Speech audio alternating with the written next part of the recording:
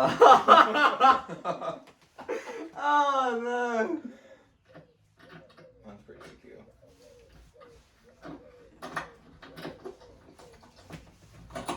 Undone it.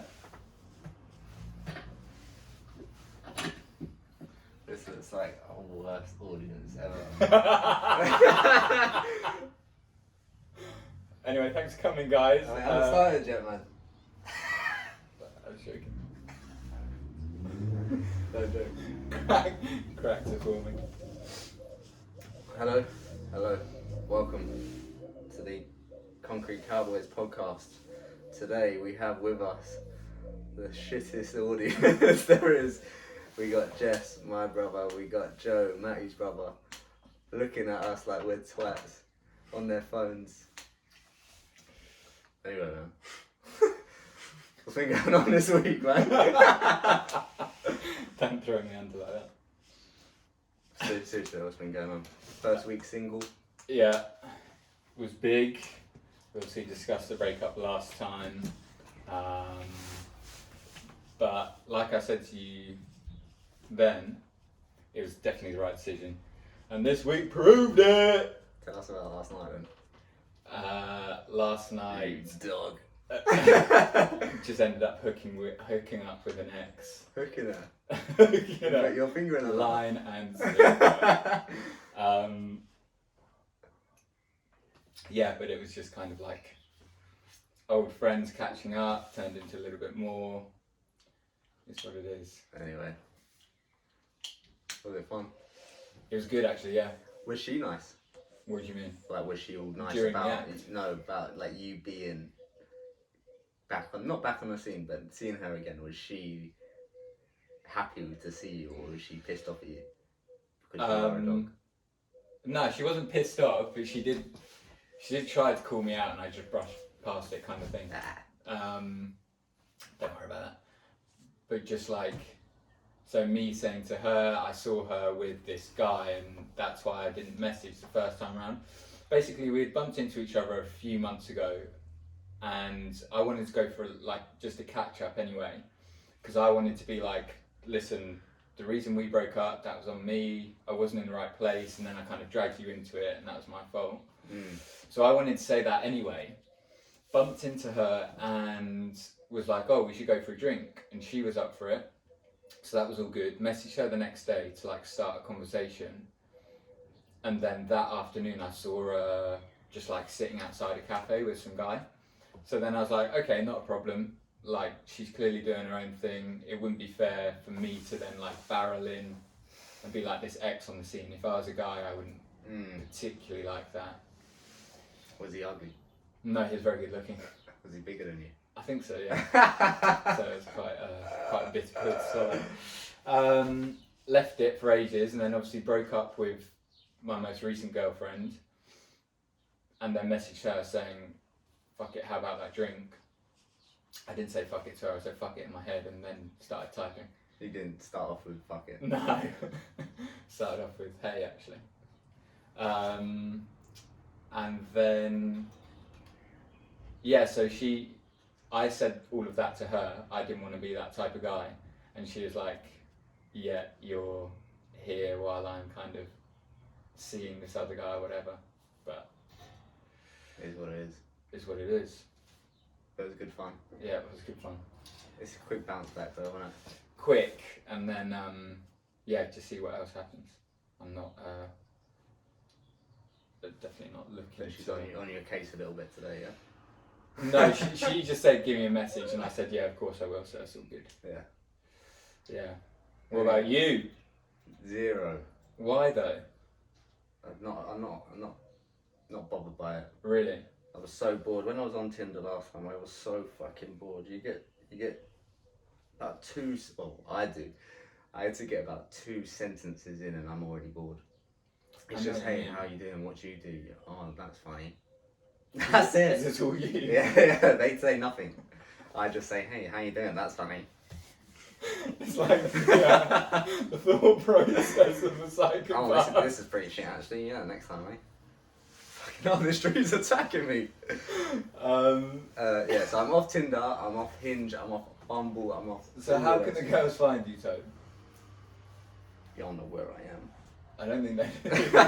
Or else there would have been some evidence. No, I'm not on it. I've got a few girls that I can always give them a little text Okay. and they'll be running back, but I don't think I'll be that pushing true, for Jeff? anything more. Yeah, probably not. You reckon? Yeah. I was chatting shit. What have you guys been doing? What do you guys want to ask us? What do you want us to talk about? Because you guys, yeah, I put you on the spot. You guys are like our first critics. We've been I've been talking to Jess Do what behind the bears, man? scenes. Me and Joe want to hear about this. You want to hear about Pierce? Bears. I Pierce. thought that's what you said. I thought someone was pissing on someone.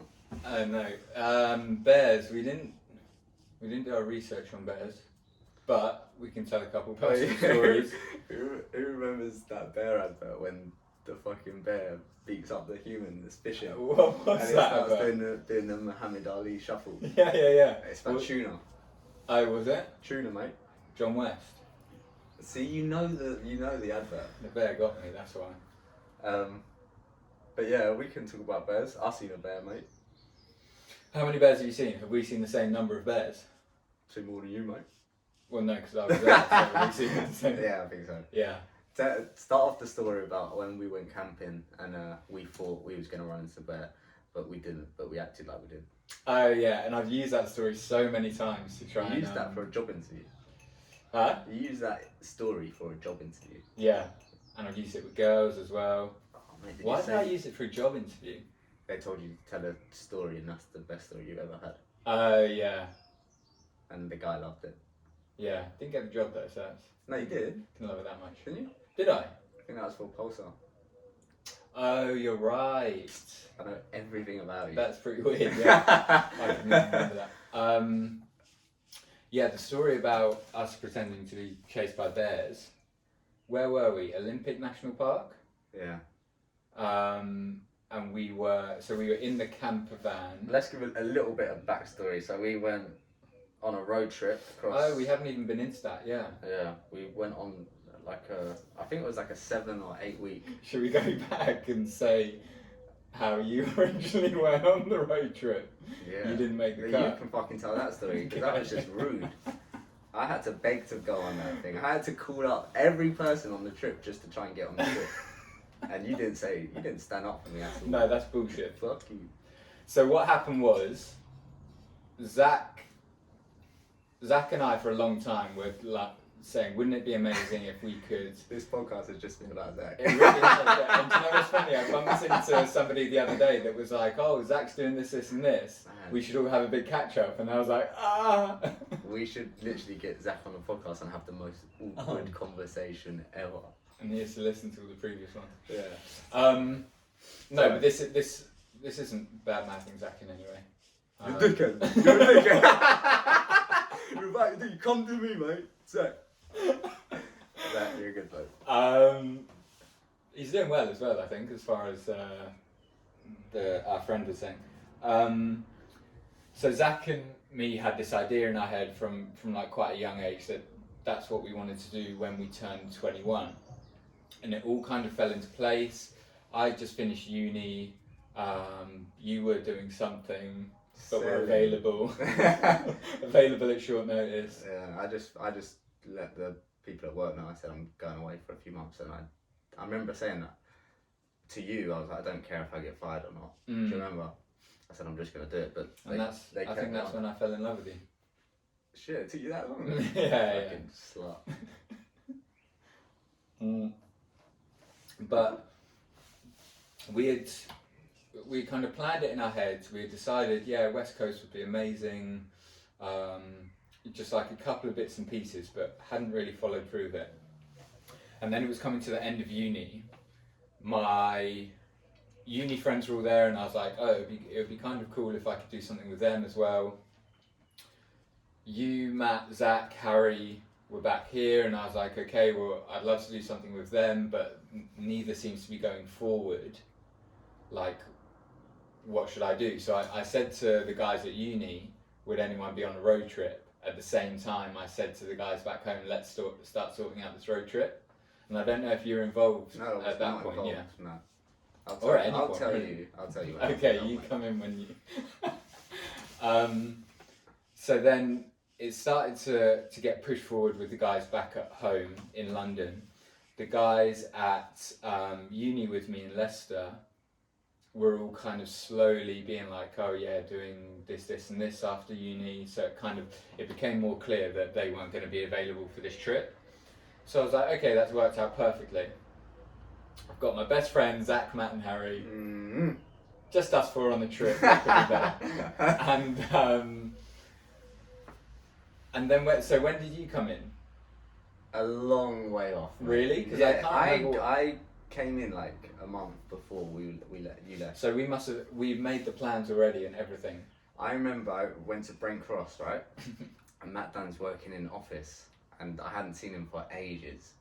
And I went into office and I was buying some shoes or something, the only thing you can do in office. And Zach was like, yeah.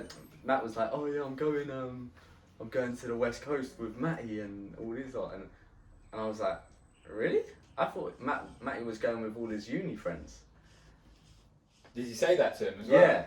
So, And what did he say? He was like, because he thought that you had been lying to me, which you had been. Don't put your fingers down. Had to. Yeah, and then he was all a bit like taken back. So he was like, oh, maybe they're still coming or something like that. He like dodged the question a little bit. Everyone's So I remember coming. leaving office feeling like a prick. Did you get the shoes?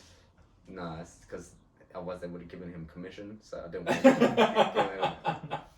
So that's how I went out, and I remember thinking, fucking Matty, man, he's lied to me. He said he's going with all his uni mates and whatever. Yeah, so I think I rang you. No, I don't even think. I think I just forgot about it.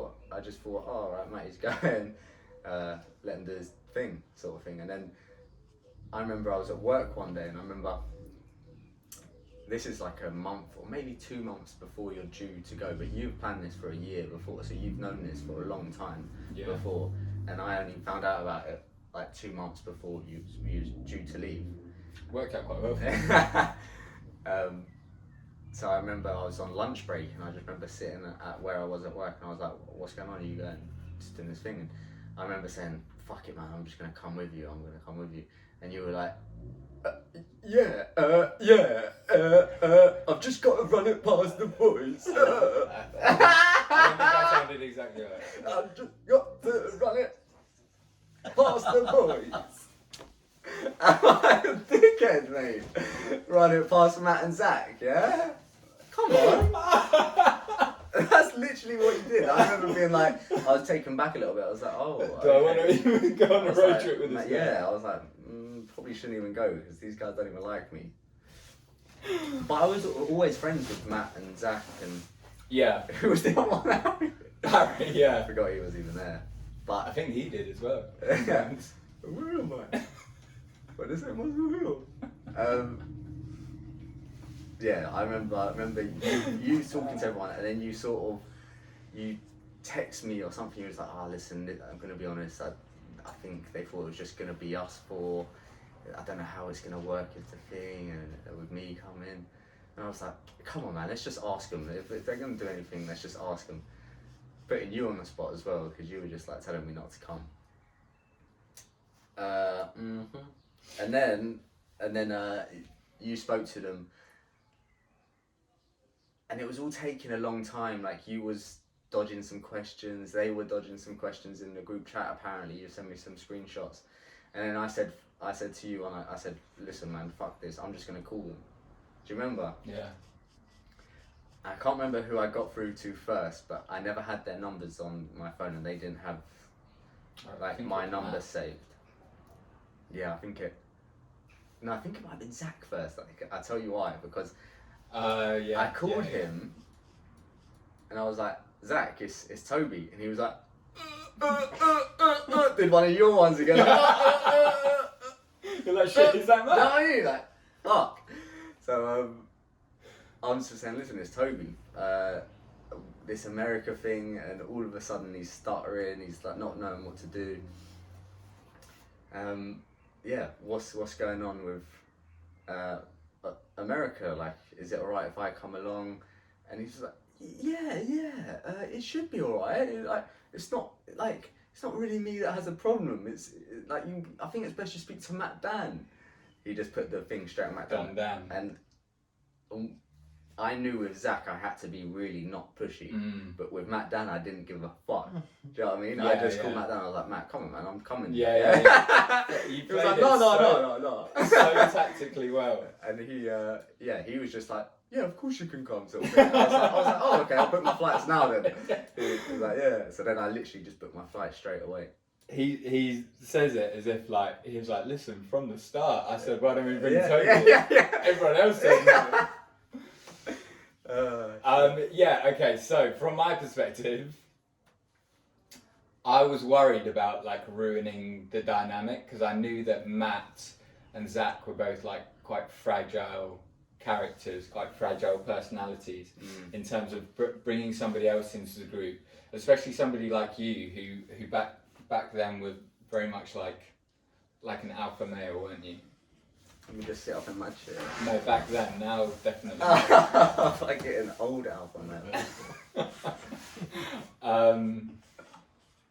So I was like, it was being caught in this difficult situation because I knew that we'd go out and just have a blast, and I was thinking in my head, if I go out the 5 of us, it would be sick. If I go out the 4 of us, it would be like I was a bit of a kind of caretaker, helping everyone along because I had planned the whole route and the whole like camper van, places to stay, everything.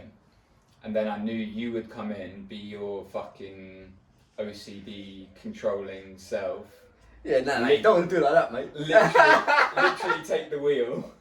And I was like, fuck, that would be the perfect dynamic to have if me and you could just kind of like guide it and the other guys were there to just like be themselves, you know? They didn't have to worry about doing Well, you X, thought Y, about Z. that before we went. Yeah. Seriously? Yeah. Psychology, mate. Yeah. So then I was like, when you said that, I was like, fuck, how am I going to play this to kind of keep the other guys happy and bring Toby in as well? And then when you said, fuck it, I'm just going to call them, I was like, perfect. The pressure's off me. I know Toby will just like bulldoze in and basically be like, I'm coming. And they'll be like, well, we wanted you to come. Yeah, that's literally what happened. But then while that was going on, I messaged them being like, something like, look, I don't know if you spoke to Tobe or not yet. I think it would be a great idea if he came. There would be 5 of us, it would be sick, the more the merrier, all of that like cliche bullshit. Harry was on it from the off, to be fair. Harry was in your corner from the off. Yeah. So I had to call him as well. He was just like, yeah, I don't care. I was like, alright then. Harry was in your corner. The other 2 were like, and they said what I had thought. They were like, the thing is, we've got this thing, the 4 of us. We don't know if it would change the dynamic. What it boiled down to was they were worried that I was just going to go off with you and we'd be a 2, and then it would be the 3 of them. But it never actually turned out to be like that, did it? No, it was alright once we got there. Yeah. There were a couple of times I still felt like I had to not take care of him, but be with Zach. Yeah. So then a lot of times it was probably you and Matt or you and Harry or like the 3 of you, and sometimes I just had to kind of be with Zach and not say anything, but almost be there to be like, look, everything's going to be okay. We'll get back to England. You'll still have your girlfriends. Bears. We got onto this whole story because of bears. Because of bears. So we're there. Olympic National Park was quite early in the trip, wasn't it? Yeah. Maybe like 5 days in, a week in. We did Vancouver. The whole trip was from Vancouver to LA. We did Vancouver to, Seattle, and then out to the coast. So we're in Olympic National Park. Oh yeah, Seattle to Olympic National Park, so you've got to go like a U-bend. Oh, and Portland in there somewhere. Yeah, but that's like after. Oh, is it? And so we did like one night on the beach, didn't we, camping? I still talking to Jess about that. Yeah.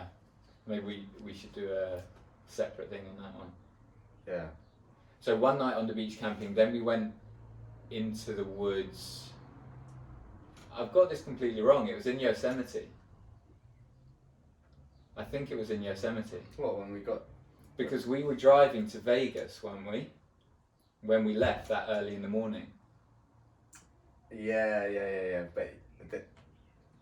So we've had bear experiences in...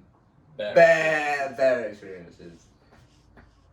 Even when we got there on our second day, we saw it enclosed.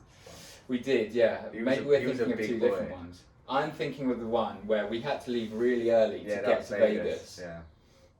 We left Yosemite where we had been camping for a couple of days. Yeah. I've never been so scared in my life. It was pitch black. We had to wake up proper early. Pitch black. So we were leaving at like 4 in the morning to get to Vegas for like 2 in the afternoon or something, right? Yeah. And everything packed away. Fucking Zach and Matt were still sleeping. Me, you, and Harry managed to get up and we're like getting everything ready. Fuck. All right, we're driving off. Get to the entrance/exit of this campsite, and we're literally just about to take the turning. Do you know what I'm talking about? No, keep going. We're just about to take the turning, and we think, fuck, we've left something behind. It's clicking now. Yeah. Yeah. And Harry was like, oh We shit. left Zach. Oh shit, the kettle. And somebody had like taken the kettle out to... Probably me to clean it. Probably, yeah. No one had used it, you just said, It's got to be clean. we need to clean the kettle tonight. So the kettle was on like the picnic bench that we set up our camper van next to. And this drive from like our site to the entrance was like 15 minutes in the pitch black as well. So it was really slow, quite bumpy. It was like a horror film. We were just 100% sure that something would jump out. Yeah. And I remember everyone looking at each other like, this is kind of yeah, scary. yeah. This is actually Is kind anyone of else scary. scared? Yeah. And then we get to the thing, Harry saying we left the kettle, and I remember looking at you and being like, no, this isn't what Toby needs before a fucking 10-hour drive or something. So I remember saying, fuck it, I'll run back. And then I think Harry was like, yeah, I'll come. In the back of my head, I was thinking, I'm not sure I should go with Harry. I think maybe I'd be better off by myself. But Harry came along, and we just sprinted through the pitch black. Somehow found this kettle, the bench with the kettle on it, with our iPhone torches. And then we were just running back, and I shit you not, in my head, these bears were like at our fucking heels. And there was like a herd of them for some reason. Yeah. The first time in history that bears have herded together. and they were coming after me and Harry. And I was genuinely thinking, fuck, I'm faster than Harry, it's all good. Like, you genuinely thought if that? somebody had to go, yeah. Fuck. And then we got back, and I don't even think Harry and I spoke. Huh? I don't even think Harry and I spoke. I think we just got back and were like, yeah, just go. I remember you like jumping through the door. It was a bit quick, and everyone was like, "All right, guys, all right." Yeah, because I remember driving back. I don't know. It was so dark out there that you just couldn't barely see in front of you. You didn't want to turn the lights on fully. Do you remember? Yeah. Because it would wake all the Yeah, other yeah. campers up. Like our engine wouldn't wake. Yeah, but I just remember you two rushing through the door, just shitting yourself. Yeah. But there was no bears, and I've then gone on to use that story, but include the fact that there were bears in Thousands of bears. thousands of them. And you came out It was like wearing the bear skin. Leading the bears on all fours. Matt?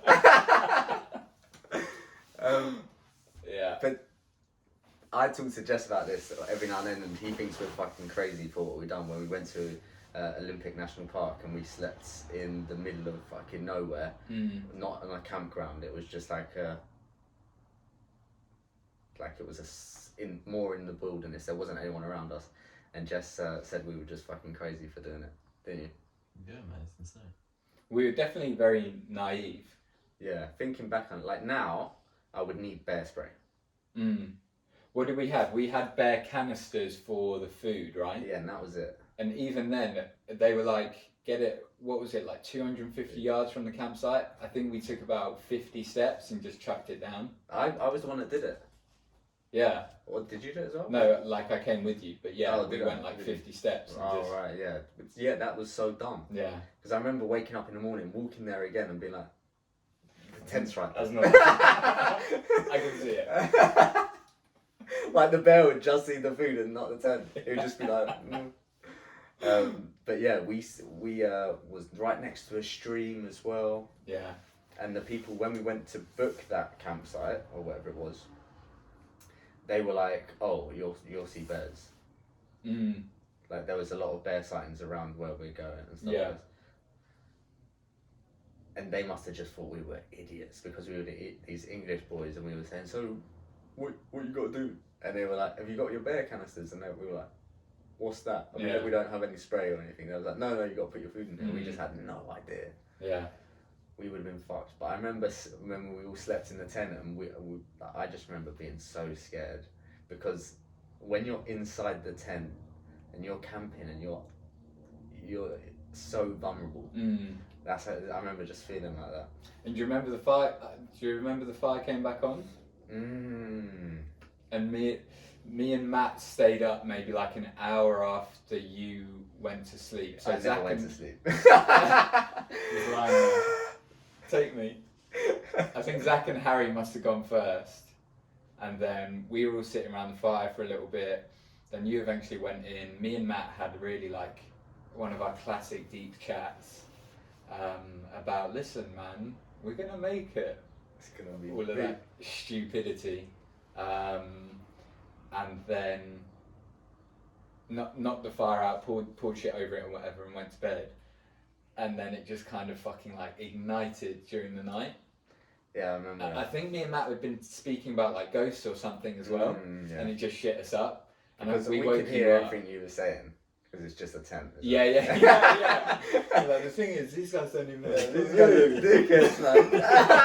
How do we get a bear to eat these guys? Like, punch Jack tomorrow. Or something. See what happens. How do we get a bear to eat him? I do you remember when Harry fell in the stream? That was the funniest bit of the whole trip, I think. So dumb, man. What was the idea of walking in the stream?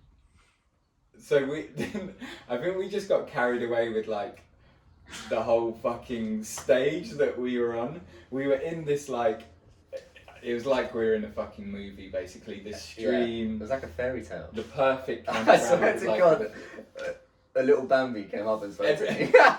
Everyone got a bit giddy though. Yeah. And then somebody was like, "Get the football out!" And we were just chucking it around before we like set up the fire and had food and whatever. Slowly getting like spaced out. Yeah. And I think you launched the ball too far or something and it missed Harry. Classic. Yeah, that right arm. And he missed it, and so he ran to get it, right? Yeah, and just did the funniest, like, most comical stack imaginable. Like, he looked like he was trying to be a starfish. The one where... Like, what are you doing in between all those rocks? He must have taken a good like 6 or 7 steps and like placed his hands down, and he was just going like the across the stream with this ball. Imagine if it just took him. But the thing is, so he had his hearing aid in as well. Oh yeah, he was angry about that. Do you Yeah. remember? Because everyone was laughing like, and he But was this is what happened because none of us laughed, and Toby just fucking died. Really? You just went for it. I mean, how can you not laugh at yourself falling over? Yeah. But all of us were trying to restrain ourselves because we were like, shit, man, like somebody's falling down. I was thinking in my head. Oh shit! Somebody's falling over! Where's the first aid? Oh! That was you again, you fucking cat. Was it like that, guys? Yeah. No, yeah. Which way is the camera? Yeah. something like that. You were cracking up, and then eventually Matt must have gone for it as well, and then me and Zach. But in the back of my mind, I was thinking, fuck, he's got his hearing aid in. He can't get that wet. Like, it will fucking ruin the trip if he just can't hear. Well, he doesn't have a spare one. A spare I don't know if use your one. I don't know if he just the whole trip. I don't know if he brought batteries or like, I think they were back in the car, weren't they? Do you remember that time on the beach where he had to run like 2 miles to go and get his spare batteries? That was a long way. Yeah. And we were just like, all right, man, see you in a bit. And he's like, what? Just go. Yeah. And he fell over and he was so fuming, but we were all just crying with laughter. So he just had to firm it and be like, yeah, that was kind of funny.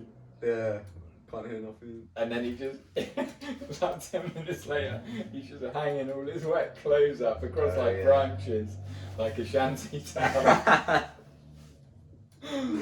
Oh, that was so funny. Harry, we love you, man. We do, we really do.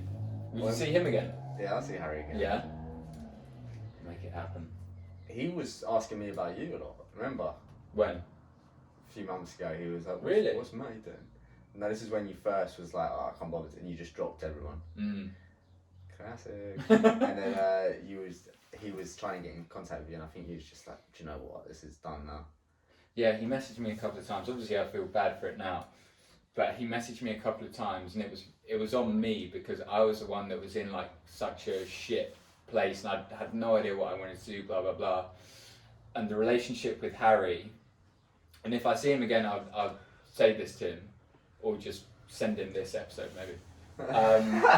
Just clip this. But you listening? This can be our intro. The thing with Harry was he would ask for a lot of advice, and that's completely fine. But I was in my own head being like, well, what the fuck do I do? And then you've got somebody asking you advice. So at some point I was just like, you know what, I can't fucking deal with this. I can't be helping out somebody else who's constantly being like, what do I do with this? This is going on in my life, blah, blah, blah. When I would look at him and be like, he's in such a sick position. Like, he had a flat, he had like girls queuing up for him basically. How does Harry do that? Just a real Lothario.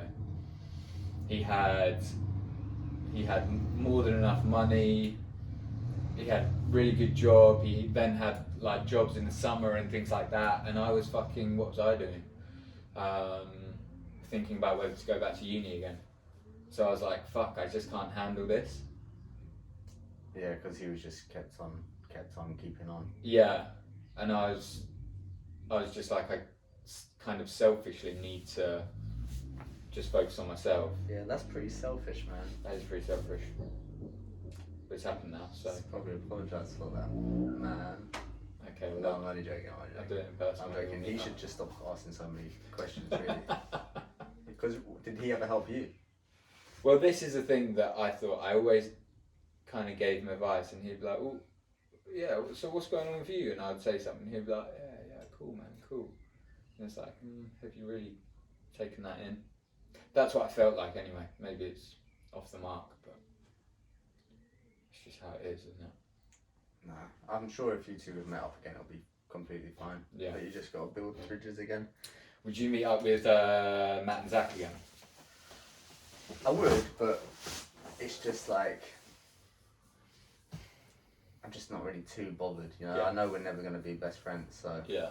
if I do meet them, it's just going to be like very casual. Oh, do you remember travelling? Do you remember this? Do you remember that? Mm. That's about it. I wouldn't go into, I wouldn't take it much further than that. Mm. Yeah, that's fair enough. It's weird still being in that kind of situation where you're still, like, last week bumped into maybe 4 people who we used to go to school with who were in our year, and it is just weird to kind of be like, nothing's really moved on, like everyone's still in the same circles. There's still the same dramas going on, and like That's a massive thing for people in our year, yeah, or just in our school in general. I think all Jess's year as well, just like literally, I think they still live together. yeah, I think they've gone from school together, they've gone to uni together, and they're literally have all got a flat together. But it's sick for some people. It like it's exactly what they want, and then I just think maybe I think they're kidding themselves if that's what they want. really, Yeah, think about it. Like, you're just around the same people your whole life. Like, I'm sure they've probably got other friends. I don't know them that well, but from what it seems like, looking from the outside in, it seems like they're probably lying to themselves if they really think that it's for the best. maybe. It'll be probably better to have some different opinions. We say that we're sitting here doing a podcast together. Yeah, but you went to uni, mate, and I went travelling. We spent some years together. We're back together again. Some years apart. Anyway, what do you guys want us to talk about? Farm. The farm.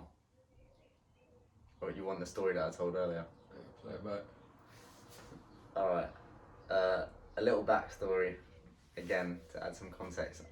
Me and Jess went travelling to Australia for like a year, but also with some other How long did we go, just us two? Yeah.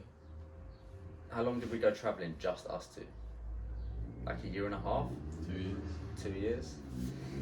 And then I came home, and then I met Taylor, my ex-girlfriend, and we went out to Australia together. And when me and Jess went to Australia, we worked in loads of farms to get your second year visa, and also just to fucking save up loads of money, because all you do is work all day and you don't have any days off. So you do that for a couple of months and you save some money. So me and Taylor, my ex-girlfriend, we was in Australia together. We was coming towards the end of the first year, or however long it was, and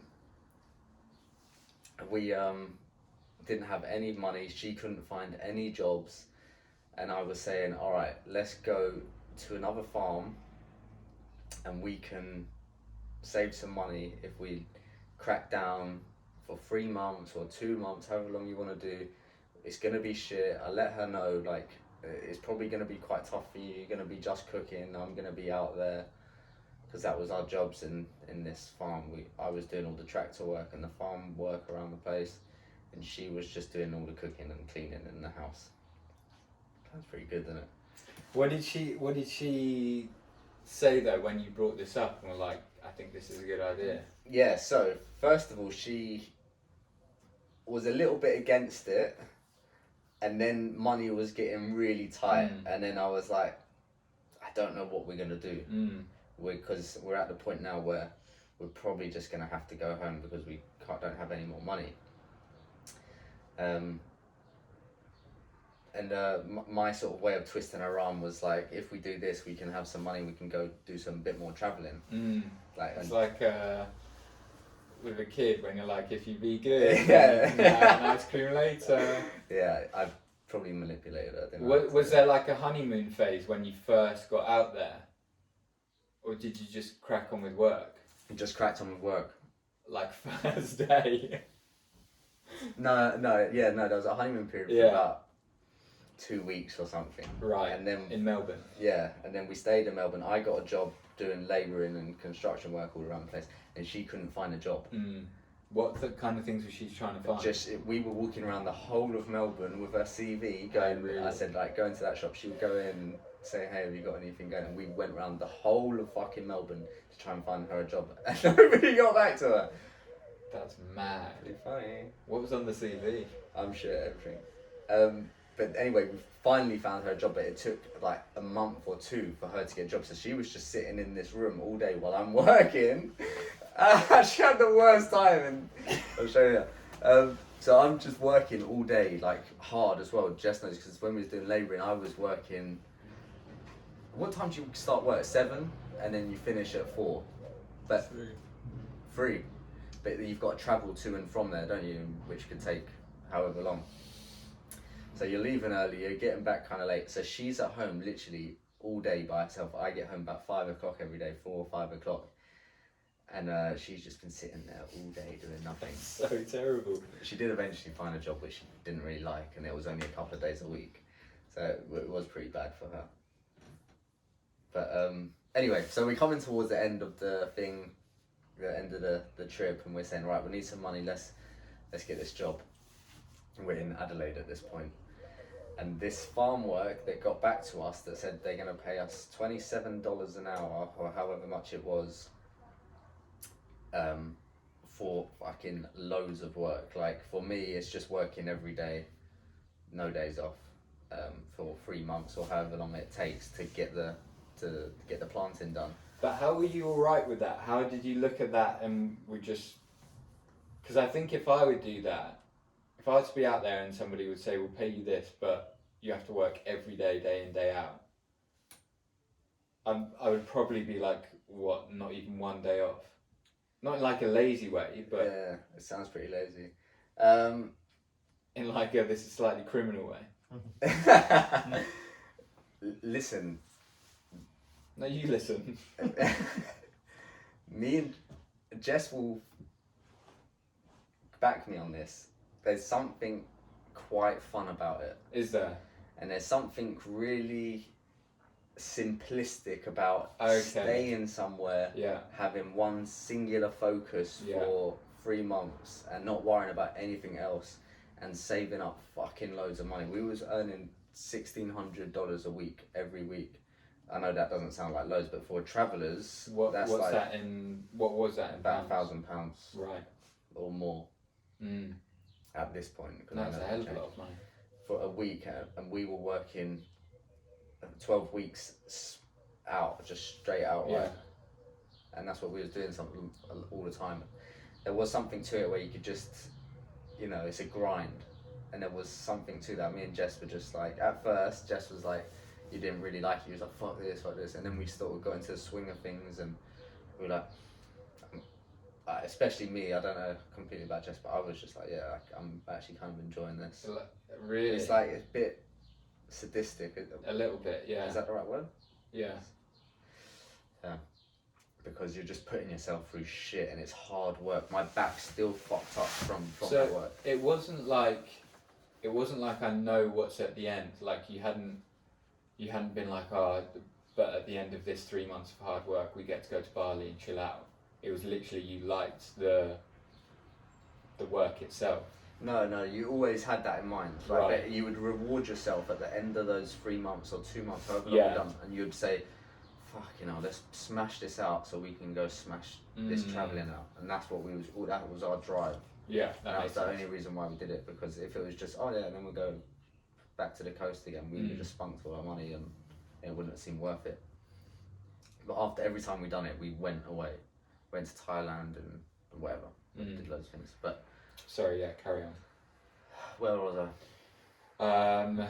You guys had started to look into the farm. He said he would pay 27 an hour. Yes, yeah. So we agreed to it, and then I thought it would be like almost instant. All right, so come out and think, but it kept taking a couple of weeks, and then they were said, oh, we've got accommodation here. I said, can I have some pictures of the accommodation? And then they wouldn't send me pictures of the accommodation, which is totally normal for these people, isn't it? Like for farmers, they just don't give a fuck. They're just like, are you gonna come or not? They don't want to deal with anything else. So yeah, I asked for some accommodation pictures, and then they wasn't sending them. And then they finally did, and I thought, oh, do you know what? This actually looks quite nice, like its own house. So I was like, okay, yeah, cool. And they kept postponing it. And I was just like, are we gonna do this work or not? To the recruitment agency, and they was like, what's going on? And eventually they got us in there. It took back a month to get to the place, but we had to fly all the way to Perth to get there, and then we waited in Perth for like a week in a hostel. So we went around Perth and stuff like that. It was pretty fun, but we had no money, so we couldn't do all the things that we wanted to do.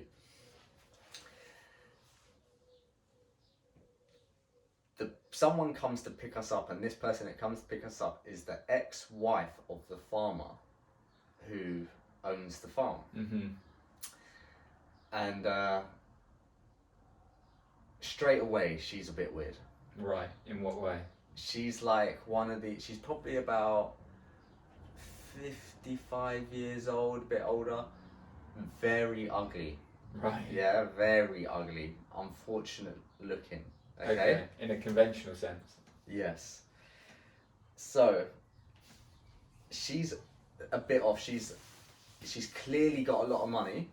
Like Right. she's driving a big BMW and we're sitting in it. So we just got in the car with her and she's going to drive us 3.5 hours inland where there's nobody else around. And we're just driving. Taylor's in the back. She's feeling uncomfortable. I can see it. And this woman's, I'm up front sitting with this woman and she's just like asking me weird questions and automatically I'm a bit like, oh, okay, like this is a little bit weird. And then she brings up the farmer a few times and turns out they don't get on very well, but she still goes up there to see him and help them out with paperwork and some farm work every now and then. But she's a bitch. Proper. Like, a bit rude.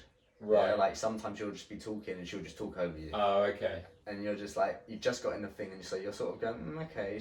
Like there's nothing you can do. You're driving to the farm 3.5 hours. 3.5 hours. That's nothing. Me and Jess drove 11 hours inland to one of our farms. You driving or somebody picked you up? Me and Jess driving. Yeah. I don't think I could do like a long journey like that with a stranger. Yeah, it was weird. Yeah.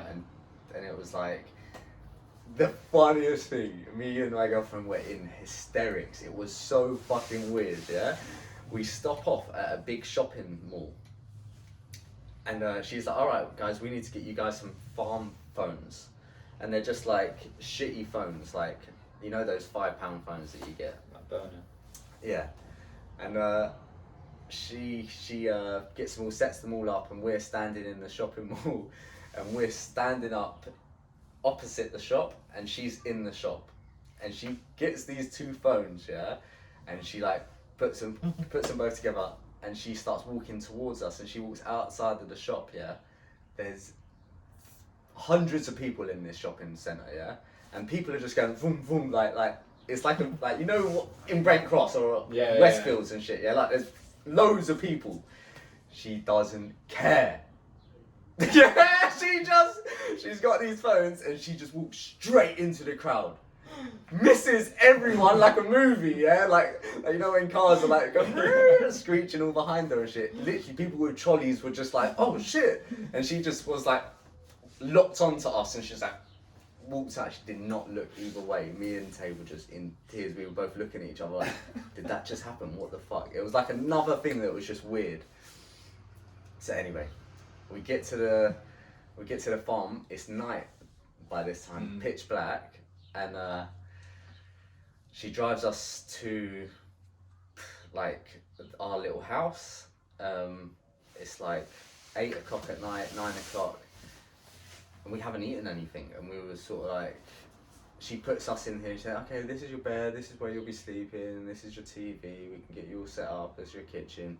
And we're like, "Have you got any food for us? We need some food right now." And she was like, oh, I'm gonna have to go back and make some food for you now. And it's like 10 o'clock, like 9 o'clock at night. And I thought the farmer would have come back with her and been all quite nice and been like, "Hey, how you doing?" And he didn't come back, so it was a bit weird. Yeah, me and Taylor were like, is there another person here? And she was like, "Oh, Jamie can be quite grumpy." Jamie's the name of the bloke, yeah, the owner. Jamie can be quite grumpy, you'll just have to ignore him sometimes. So obviously we were like, right, they've just had an argument. Is it about us? It's clearly about us. Like, you're asking yourself all these questions straight away. Yeah. You're like reading the situation like, this is a bit weird, but it's okay.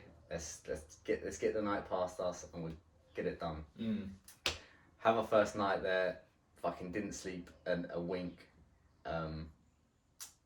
In the morning we drove up. We met him, and straight away he was a little bit strange. I was just talking to you. I was like, all the farmers that you meet in Australia, Jess will back me up on this. They're all weird. They're all like in the middle of nowhere, hillbillies that that own this piece of land and think it's their kingdom, but just like schizophrenic slightly, their mood can change like that. It's weird. And he was giving off those flags straight away. And I remember thinking, right, this guy is a little bit weird. Let's keep it together because Taylor's here. She's gonna start freaking out and shit. So I was like, yeah, it's really nice. It's fine. Whatever. And anyway, we're working on this farm for, I think it's about 2.5 months. I was just working all day, non-stop, and she was doing the kitchen and cleaning stuff. What would she actually do? Yeah, this is the thing. It must have been hell for her. She would I would wake up at 5 and get to work. She would wake up at 8 and then or 7 or something, watch some TV, go to work, and she would just turn up, cook breakfast for. No, she would then start cooking lunch for everyone on the farm. And cleaning the house. The house is disgusting because he's just like this farmer that walks in with his boots and is like and all that shit and spitting on the floor and stuff. And what was your question? What did she actually do? Yeah, day so to day? she just made us food, clean the house. Right. So she would get in, start making lunch, and then we would all go to the house for lunch most days, and pick up her sandwich, have a chat with her for 15 minutes, and then be off again. And then she would finish at like 4 and I wouldn't finish till 7, so she's just at home for those hours doing nothing. She would then cook me dinner. Oh no, she would cook everyone dinner ready for 4, but then bring it back for me because I can eat at 7. So her life is just miserable. But she was cracking on with it. She was just playing music, put films on, put the telly on. Can't have been that bad, you know what I mean? Yeah, so that was her sort of life, and then my life was just waking up, getting to work and whatever. So on the farm there was Jamie, the owner, there was Jeff, this farmhand that was could have been 90 years old, I don't know, he was like falling apart. Literally. And there was Jamie's son, and Jamie's son had autism or something like that, and he was so scared of his dad. Like it was like sad to see. So a few times we would be like, oh, Alex was the boy's name. He was older than me, and way taller than me. But we'd say, hey, can you take us here or take us there? And, oh, my dad wouldn't like that. My dad wouldn't like that. Oh, that wouldn't make my dad happy. Like all that stuff. And I'd be like, oh, this is another red flag. You know what I mean? But did you think that at the time, or were you like, no, that's good? I thought it at the time. I knew it was a red flag, but I knew it wasn't that bad. Like it wasn't like, all right, this guy, he wasn't giving off serial killer vibes. Yeah. It was just a little bit weird here and there. But most of the time I'm just working, just getting things done. And yeah, we're there for a month, 2 months, and it's coming towards the end of our stay. And every now and then, Jamie, the owner, would just disappear for a couple of days. He would just be on a bender for 2 days or something. And if you brought it up to Jeff or Alex, they would just dismiss that you even asked the question. They'd be like, oh yeah, he's just going to do that. And that's all you would get out of them. Like literally like that, they'd be all stuttering. And so you're just sort of like, okay, I'm guessing he's on a bender for a couple of days. He's always talking about coke. He's probably getting coked up. He's always talking about prostitutes. He's probably down the brothel. Sounds like a lady. It sounds like a lot of fun. But yeah, he would just go disappearing, and then he would turn up in the morning one day, like 2 days after he's gone missing, and just act like he hadn't been anywhere, and he'll be like, oh, why hasn't that been done, or something like that. But he'll be proper weird for the next 2 days because he's coming down off all the shit that he's been doing, and he'll just be on edge. And so he does this one day, and he comes back, and he's acting weird for a couple of days. And on the day that we got kicked out of the farm, it was, I don't know if I'm saying this right, you might need to pull me back a little bit, but on the day that we left the farm, it was through a bit of a spiff with my girlfriend and him, because she was sitting at home, sitting at the thing, cooking her meals and stuff, and he was pushing her. He was sort of saying things like a bit like, oh, the men run the show, a bit derogatory towards women and stuff like that. And she was just sort of like, oh, whatever, it's just fucking Jamie, you're just drunk again.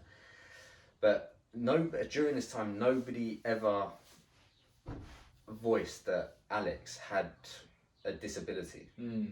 No one said anything. It was weird. Yeah, it was like, not even the mum would say, listen, Alex got a bit of disability, I hope you're, just to let you know. None of that. Yeah. And a week before we left, before they had this argument, or a couple of days before this argument, Jamie brings up that Alex has autism. So now it's open in the air. And he said that just to Taylor? Yeah, he said that just to Taylor. So 2 days go past, it's the day that we're about to get kicked out, but we don't know, obviously. And he's in there, he's in a bad mood, he's coming down off of this big binge, or whatever it is, and he snaps at Taylor because she asked a question about Alex's autism, and straight away he says, I never told you that he's got autism, he's fine, there's nothing going on with him, there's nothing wrong with him. So Taylor's a bit like, oh no, you told me that you told me that a few days ago, and he was like, no I didn't, and yeah, just lost his shit. I don't know what the communication was like between them, but they were shouting at each other, getting angry. It just escalated somehow. Yeah. She broke down in tears. He was, oh, you're fucking crying now, are you, little bitch? Do you reckon she was going at him? She's fiery. Yeah. She would have said something. She would have been like, oh, fucking look at you, you little prick, or something like that. She would have 100% I done would that. have loved to have seen that. Yeah. She did apologise to me later, like a month later. She was like, sorry, I know I should have kept my cool. So she probably said something, but I don't know. Anyway, things escalate between them, and she goes out the front door now, yeah? She goes out the front door, and she's trying to find the keys or something for the little buggy that she can get out of there, because he's like intimidating her a little bit. He throws her the keys throws them at her. She picks them up, puts them in the buggy, and as she's turning the buggy on, he runs over and pulls the keys out of the buggy. And now she's getting scared and she's crying. She's like, oh my God, what's going on? I'm gonna call the police. All this, whatever. I wasn't there. And she calls me, and she's like on the phone. She's crying. She's breaking down. She said, Tobe, you've got to get here. You've got to get here. He's going crazy. He's standing next to me. He's intimidating me. What's going on? He's calling me names. He's this. I'm like, okay, just make sure you've got some distance from him, and I'll be there as soon as I possibly can. And I am as far away as you could possibly get. And I'm, how far away? I don't know, but I don't have a car with me. I'm in the tractor doing tractor work. And these tractors, they've got massive rigs on the back of them. And I'm in a sprayer, so the sprayer comes out. I can't remember, 30 meters or something like this. Like massive, So I have to fold this thing up, like it's like a long thing, like you have to like set it all up, so because if you're driving it, it'll bounce and it'll break. Yeah. So I'm like, fuck, like I'm as far away at like the furthest point of the farm that I can get. I've got a tractor, I haven't got a car. And my spray rig's out. I need to get it all in, and then I need to get. This thing's got a max thing of like 25 miles an hour, and I'm fucking going, and I'm fucking angry. And this tractor's like, fucking hell, and going all over, I'm going all over these bumps and shit like that. Like, fuck this tractor, I'm gonna fuck it up. No one speaks to my missus like that. Yeah, literally puffing my chest out like an ape, like morning. And I get back to the shed after like 20 minutes, and she's called me like 3 times by now. She's like, where are you? And I'm like, I'm coming, I'm in the tractor, I'm going as fast as I possibly can. Like, I can't go any faster than this. And she's like going crazy, and I'm saying, where are you? Stay on the phone. I'm on the phone to her as I'm in this tractor. I get to the shed, and I just jump out of the tractor, and I jump into one of the working utes, that's their working pickup truck, and I just put my foot to the floor, like woo, like as fast as it could possibly go, so the engine is just revving through the roof, and Jeff and Alex are there, and they like looking at me like, what's going on? And they can see that I'm angry in my face, and by this time I'm speaking to her on the phone, and I'm saying, where are you? She's got in the buggy, she's got the keys off of him, and she's saying, he's following me, and she's driving the buggy towards me, and I'm driving as flat out towards her, and we're like driving to each other, and I can see that he's driving really slowly behind her. And what was this on? Was this just land, or was this a road? Yeah, this was like, it's not land, it's like, it's a road, but it's not a road. Like, if it gets muddy, then you're fucked. Right, okay. Yeah. So it's just a dirt, gravel Yeah. sort of drive, but it's just fucking far. So yeah, we see each other, spin around, I'm like, push the car door open, I'm like, get in, and he's coming up slower and slower, like getting closer and closer, but like being really weird, and I just like get her in, I say, are you okay, check if everything's okay, to calm her down. She's like fucking panic attack, like, oh my god. He pulls up like next to me, and I've got a face like, I'm just gonna kill you, like I was just furious. Yeah. So my jaw's clenched, I can't even reenact it. It's like I was that angry. And he looked at me and he went like something, I think he said something about your woman or something like that, like something like control her or something like that. And I wanted to say something, but I just remember being like, no, just let him know that you're gonna fuck him up if he does anything else. And I just gave him the look like, don't come near me. So we just drove off back to our house on their farm. Yeah. It's their house. They're just, it's somewhere that they used to live, and now they've made another house on the farm. Right, yeah. And he's just slowly following us. Like, Yeah. he's like, we're sped off, and he just keeps on crawling, and he goes straight to the shed, picks up his son and picks up the other bloke and drives them back to his house. Right. Leaves the kid there and drives back. But during this time, it's just me and Tate in this house. I'm saying she's freaking out. She's freaking the fuck out. She really didn't handle this situation well, did she? No, she's freaking out. She's like, oh my god, we're gonna die. Yeah? Okay. I'm like, okay, maybe we might die. I'm like, no, everything's gonna be alright. I'm gonna get us out of it. Don't worry, just pack everything up. Don't say anything more. Because she's all like, and then like, she's packing up and she's still talking to me. I'm like, stop, just focus on just packing everything into the suitcase. And she's got like 3 suitcases of, clearly she's a girl, and I've just got 1 bag. I'm just like, put everything in my bag like that. Okay, I'm ready. You ready? I'm like, oh, my bag. She's like folding everything up. I'm like, what the fuck are you doing? Anyway, so I'm cool. I'm Googling on my phone. Bearing in mind, you're in the middle of nowhere. The reception in these areas is terrible. Like, you have to go into one spot in the house like this, and this is the only place that you get fucking signal. So I'm up here like looking, Googling like, is there a taxi place in a nearby town? The nearby town's half an hour away. Right.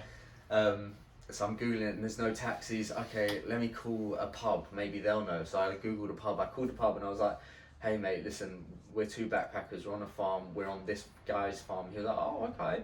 And I was like, do you know like how we can get out here? I need a taxi, and we're a bit worried, this guy's losing his mind, it's a bit scary. He's like, nah, there's no taxis out here, mate. And I was like, oh fuck. And I was like, would you know anyone? Like, what can we do? He was like, I think it's best you call the police, mate. And I was like, fuck, you think we should really call the police? Like, at this point, I'm still in my mind telling myself everything's gonna be okay. Yeah. And then he said police, and I was like, yeah, you're probably right. It's probably time to call the police. So I called the police, let them know, and they was like, oh, we can't get out to you for a while. Right. Because they were off doing something else. There's a tiny town, there's not loads of people there. So I'm thinking, I'm just said to them, please just get here as soon as you can. This is a serious emergency. And they were like, okay. I was like, we're 2 backpackers in the middle of the farm.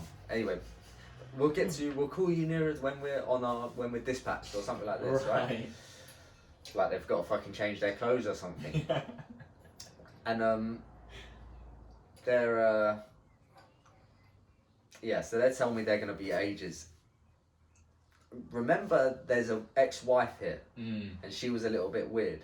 Now, because they're divorced, I thought they didn't really like each other. Yeah. That's the thing that I got from them. He would always talk shit about her on the farm. He would be like, she fucking stole all my money and all this shit. So he just hated women. All women he hated. And yeah, he was always talking shit about her. So I thought I'll give her a call and say, Jane, we're in some serious problem. Something wrong with Jamie. What's going on? She's not answering the phone. Yeah, I'm calling her, literally non-stop like this. For a good 10 minutes, man. I was just like in the zone. I just like, I'm not taking no for an answer. Yeah, and she was just hanging up. Oh, really? Yeah, it wouldn't ring, and then it just went. So you couldn't get through. So she turned her phone off, or she was on another phone call. It turned out that she called Jamie. She called him before calling us.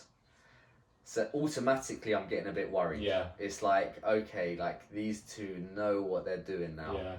I'm like, you guys have they've done it before. Yeah, that's what I'm thinking. I'm thinking, there's something going on here. Like, yeah, I'm a bit worried now. So Jamie and this old guy turn up at the front door. Jeff's my favourite character. Jeff's a fucking... He was a nice guy. He was a nice guy, proper nice guy. He was just an old weirdo that fucking just bum-licked this Jamie guy. Yeah. Literally, he would just... Everything Jamie would do. Jamie was like 50 years younger than him. This guy was like Santa Claus. Literally. Yeah, I'm being serious. It's just fucking a workhorse, man. Yeah. And he would do everything.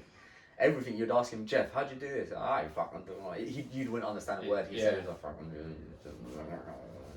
Oh, alright, Jeff. He was a nice guy. Don't know. And anyway, them two come up to the house. Me and Taylor looking outside the window. We're thinking, right, what the fuck's going on? I tell her, hang back, just stay inside here, keep packing. She hasn't finished packing by now. Get everything in, get ready, let me go and deal with this. And I just didn't want them to... There was like a gate, and we had like a sort of a front lawn. Okay. Yeah. And I didn't want them to get into the house. So I stepped out of the house, and they had just come through the gate. And I walked up to them and made sure I walked up to them quickly so they wouldn't come any further. And I put my hands up like hey, I don't want any trouble here. But I put it up like that. Yeah. So if anything's anything, it's Boom. a weapon, mate. I'm sorry, I'm ready. Yeah. Wing Chun. Yeah. And Weapons. yes, I'm like, sorry guys, listen. I didn't say sorry. I said, listen guys, I don't know what's going on here, but I think we need to just cool things down and things might get escalated or something. I just tried to de-escalate the situation, and it worked because they looked like they was coming in on a hype thing. Right. Yeah. Well, you man on a hype thing, fam. And I just chilled them out. And they said they was just like, all right. Jeff was trying to cool Jamie down, and Jamie was getting a bit riled up. But Jamie's just like this schizophrenic guy who changes subjects within a sentence, and you're like, what's going on? And especially in this moment where you're just like trying to figure everything out, you're so aware of everything, and you got this fucking weirdo talking to you over here, just scrambling up words and thinking that they make sense, and you're just like, what the fuck are you talking about? Just stay away from me, sort of thing. Anyway, he thought that I was going to go back to work after all this happened, yeah? You can see that I'm angry, yeah? And he was just like, alright, well, it's about time you get back on the tractor then. And I'm like, no, like, I'm done. I'm not doing it. I'm not doing it today. We're not working here anymore. He was like, and that's when he switched. He was just like, alright, fucking get off my farm then. If you have an hour to get off the farm, otherwise you're trespassing, and you know what happens to trespassers. He said something along those lines. And I know that he's got guns on the farm. I know he's got 2 in the shed, and I know he's got a couple in the house. And I can see that he's been to both already. And when he says that you've got an hour, he goes straight to the shed. So in this time frame, me and Tay are just like, all right, let's get ready to go. He drives away and leaves Jeff here. And Jeff's just not really talking. He's just sort of like looking down at the ground. And he said, Tobe, he was like, I need the keys to the ute or the pickup. And I said, I'm not giving them to you. I need to get out of here. I need to make sure I can get out. and he's like, Toby, everything's gonna be alright. Everything's gonna be alright. It's gonna be alright, man. And yeah, so he was. I said to him, I said, "What the fuck is going on? What's wrong with this guy? What's happened? I'm confused." And I remember he just wouldn't answer me. He was like, "Everything's gonna be alright. Everything's gonna be alright." He sort of chilled me out a little bit. It was like this old man. He was just like, "You just get off, just get out," sort of thing. And I was like, "Okay." So I gave him the keys. I remember Taylor was so angry for me. Really? She was like, "Why'd you finally give me the keys?" I was like, what am I gonna do with him?" Yeah. Like, I care more about this guy. Like, poor bloke. He's like a prisoner in this farm, literally, man. Yeah. And yeah, so he drives off with our car, and now we are literally alone. And we've got the suitcases there. We've called everyone. The police are coming. They haven't called us back yet, but we know we need to get off this farm. And we think, because we've got so much luggage with us, that we think they're going to come and drive us off the farm. So we're sort of waiting around a little bit. What should we do? Should we just start walking anyway? Okay, let's start walking. So we walk like maybe 100 meters or something, and he drives back. And he's just going, he jumps out of the car and he starts going off on a schizophrenic rant. Like, I'm not understanding a word this guy is saying. "You fucking women and you fucking pommies," and all this shit. And then he would just calm down. And he would just be like, "All right, I don't think I'm gonna do it. I'm just gonna drive you out." And he would say weird things like this, and you were like trying to make sense of what the fuck this guy was saying, and you were just getting, the longer things were going on, you were like, he was getting angry, getting normal, getting mellow, getting angry, getting really angry, and it was just like, what's going on? Now I'm scared. And I remember me and Tay were like looking at each other, and he was, at this point, he kept walking back to the front of the door, like up, like we were standing at the back of the car, and he's like walking up and down the side of the car, like with his back to us. And he turned his back, and I looked at Tay and I said, "I'm gonna choke him out." I said that to her. Really? Yeah, I said that to her. I said, I said, "Next time he shows his back, I'm gonna choke him out." And he never showed his back again. He said, "Get in the." I don't know if I was gonna do it. I remember him being there. And it was just like, I would have just got on his neck and just put him out. And I was thinking in my head, because it was all going so fast, I was like, "All right, he's there, the car's there, the car is running. I'm gonna choke him out, just put him to sleep. He's gonna be all right, and just get the car, and just at least I'm gonna do is get off of this land." What did Tay say when you were like, "I'm going to choke him out"? She just looked at me like she was just in another world, man. That's so hard. No, she was just like, she was scared. She was like, "I don't know if you should. I think that's what she was thinking." Yeah. So he didn't turn around again. He just said, "Jump in the back." So we put all our stuff in the back. We're thinking, "Right, fucking hell, thank God, like we're on our way now." We jumped in the back, and he was still standing outside, and he went on another little 2-minute rant or whatever it is. And I remember looking at him, I said, "Jamie, that's enough now." I said, "That's enough. We want to get out of here. Yeah, we don't want to be trespassing. We don't want anything. We just want to get out of here." And he kept on talking. I said, "That's enough. We're walking." And I jumped out the thing. I said, "Tay, come on," thing. And she had like fucking 2 luggage things. So I'm carrying one, got mine on, and one above my head. She can't carry any of them. She's just fucking unfit. You know what I mean? It's surprising that you and Jamie didn't get on. You fucking piece of shit. Hurry up.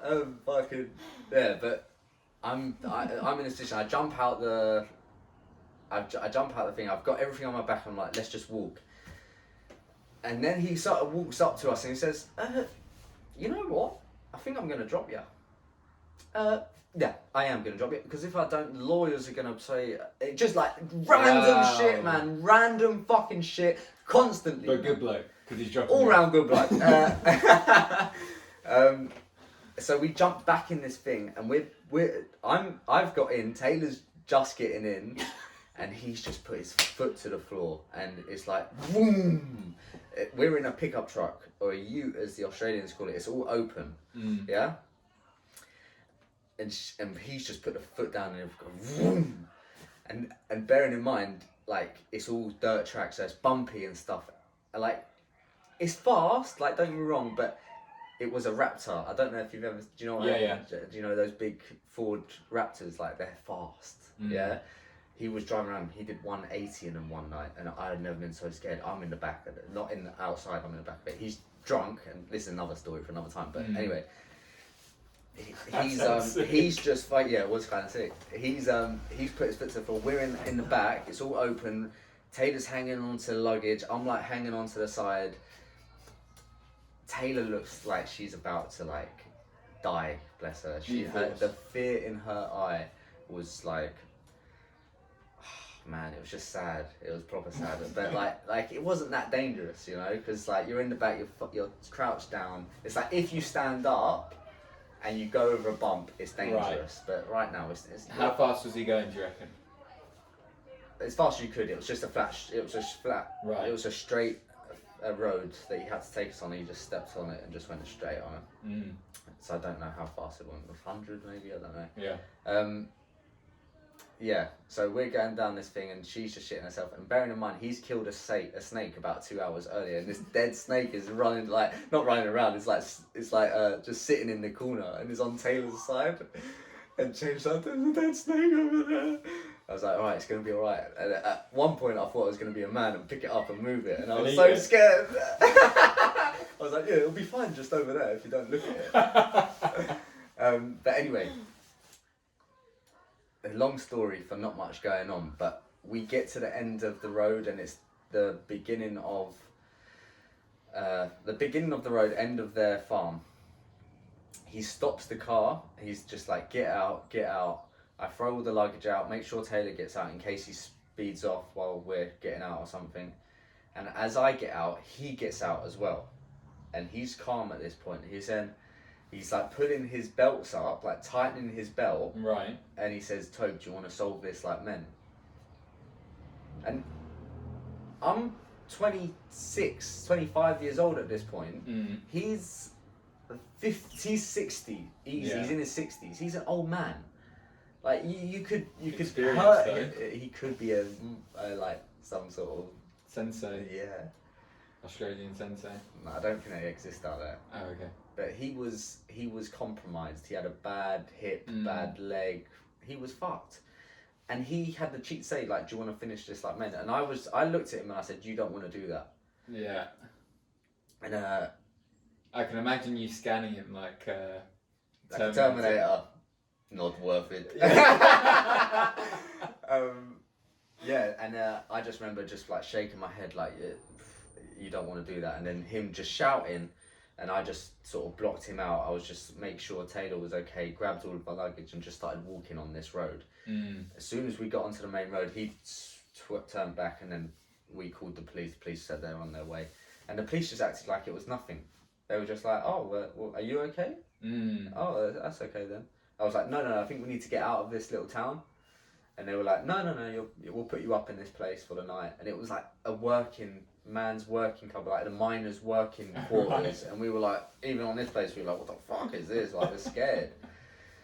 Yeah, but that's the story of the fucking farm. Like, that was way too long, wasn't it? It blows my mind, it really does. You need to... Was it? A little bit. You need to turn it into a... book. No. They pay you. Huh? They pay you. Yeah, this is another thing to add to the long story. Chapter 2. The paying of Toby.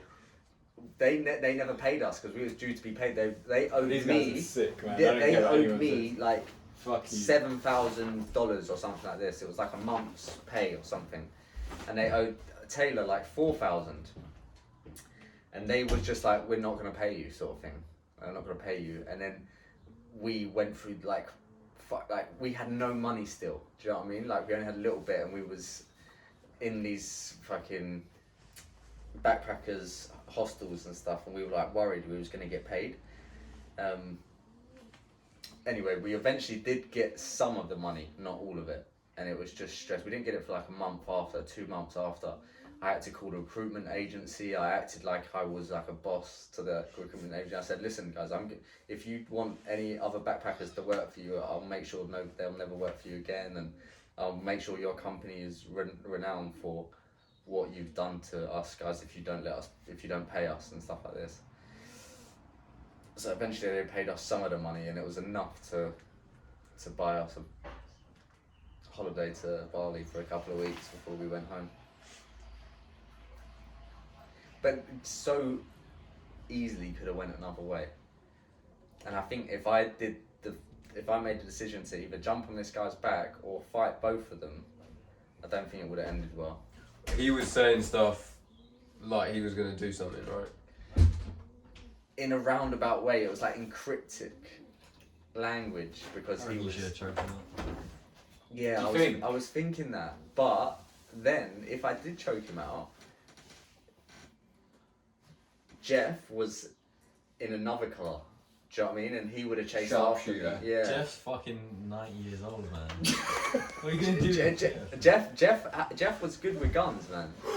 Jeff is at this point. Jeff is on a hill 5 kilometers away, with you right in the fucking sight. Jamie's just calling out over 50 meters. Yeah. Wind's due south. Fucking finger on the trigger. Yeah. Don't fucking do it. Deep breath. And I've got Jamie in the chokehold. Like, come fucking get me. Oh shit. What was it? That should be the end to your screenplay. But you definitely need to. I feel like you need to just sit with your own thoughts for a little bit and just write this out and make it into a film. Yeah, but it's not a very good film. You need some more action in there. Sharpshooter Jeff.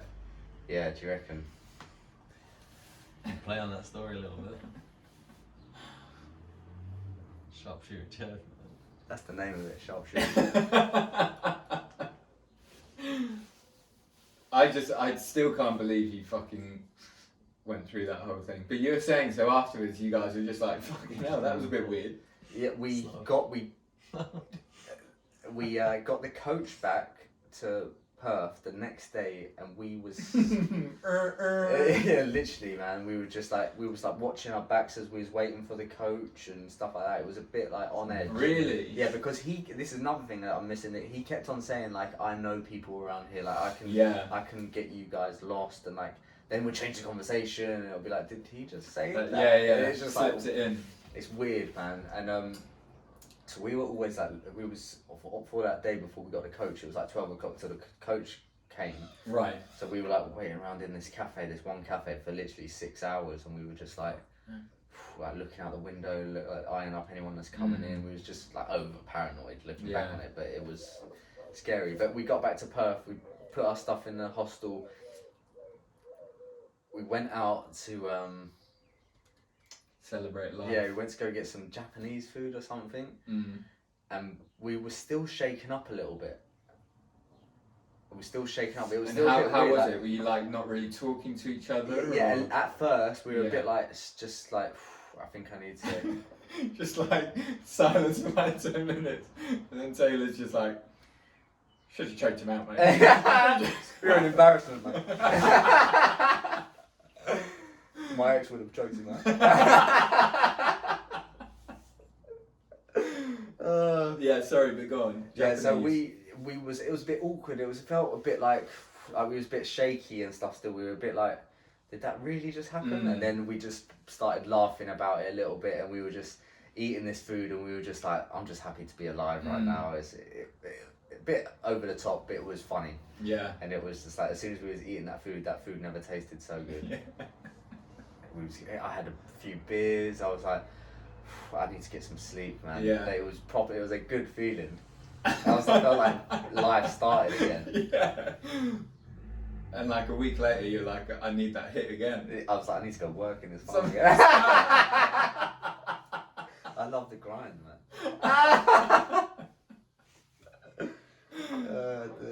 Fuck. You think that's one of your best stories? No, I don't think so. I think Really? that's probably one of my worst ones. Jesus. because nothing happens. So whenever I'm telling that story, it's building, it never really gets anywhere. It's eerie, it's not shocking. Very suspenseful, bit of a thriller. Yeah, But I see what you mean. If we were to turn it into a movie, we would need like an ending. yeah, You'd like discover some bodies on his farm. yeah. And then I literally went on like I was a weapon, and I just started taking out everyone on the farm. Right, yeah, unnecessary, but okay. But that would be a good story, wouldn't it? We'll Imagine work if I on it. killed Jeff, the sharpshooter, with his own gun. Oh my god, are you kidding me? We'll work on it. We'll fly it up the flagpole. Oh dear. Alright, well that's my story. You guys seem pretty bored with us. So I think we're going to wrap it up. What do you reckon? We can do. Let's do it. Cool. Outro, play. Finish. How long was that? 1, 2, 4. Oh, was it? Felt shorter than That was probably last like week's one. an hour. An hour of you talking. Yeah. There's 2 stories, wasn't it? Bears and killer farmers. What do you